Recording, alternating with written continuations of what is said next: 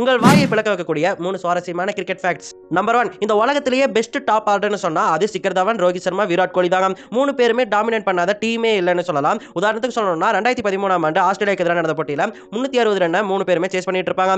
ரோஹித் சர்மா 141 அடிச்சிருப்பாரு, சிக்கர் தவான் 95 அடிச்சிருப்பாரு, விராட் கோலி வெறும் 52 பாலுக்கு 100 ரன் அடிச்சு அந்த மேட்சை வெறும் 44 ஓவர்லயே முடிச்சிருப்பாங்க. அந்த ஒரு மேட்ச் மட்டும் கிடையாது, அதுக்கடுத்து 6 வருஷம் உலகம் முழுக்கவே டாமினேட் பண்ணிட்டு இருந்தாங்க இந்த ஒரு டாப் ஆர்டர். ஏன்னா 3 பேர் சேர்ந்து 2013 இருந்து 2019 வரைக்கும் 6 வருஷத்துல 114 செஞ்சுரிஸ் ஸ்கோர் பண்ணியிருக்காங்க. Virat Kohli 54 century, Rohit Sharma 36 century, Dhawan 24 செஞ்சுரின்னு 114 centuries 3 பேர் சேர்ந்து ஸ்கோர் பண்ணியிருக்காங்க.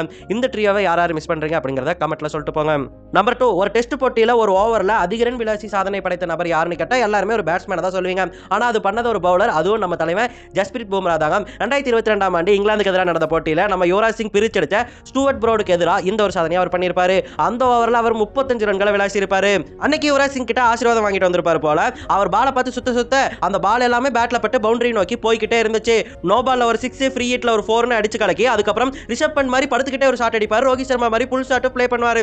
இப்படியாக அந்த ஓவர்ல 35 ரன்களை ஜஸ்பிரித் பும்ரா விளாசி இருப்பாரு.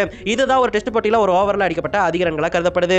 நம்பர் 3, கிரிக்கெட்ல ஒரு பேட்டோட வெயிட் எவ்வளவு இருக்குன்னு கேட்டீங்கன்னா 1.1 கிலோல இருந்து 1.2 கிலோ வரைக்கும் தான் அதிகமா யூஸ் பண்ணுவாங்க. கிரிக்கெட்லயே அதிக வெயிட் கொண்ட பேட்டை யூஸ் பண்ண நபர் யாருன்னு தெரியுமா? அது சவுத் ஆப்பிரிக்காவின் லான்ஸ் க்ளோஸ்னர் தாங்க. லான்ஸ் க்ளோஸ்னர் கிட்டத்தட்ட 1.5 கிலோ கொண்ட பேட்டை பயன்படுத்தியிருக்காரு.